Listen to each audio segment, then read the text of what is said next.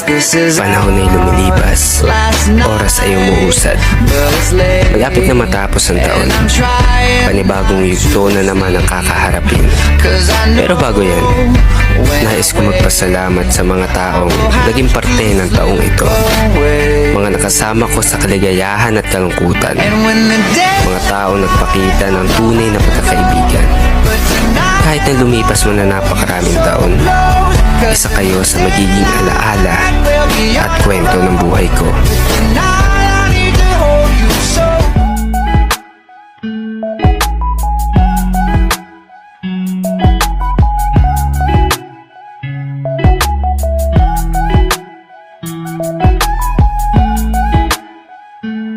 Guys, ayan, nandito tayo ngayon sa may Minalungaw. Ayan, ayan yung Minalungaw ng Nueva Ecija. Ayan, ang ganda.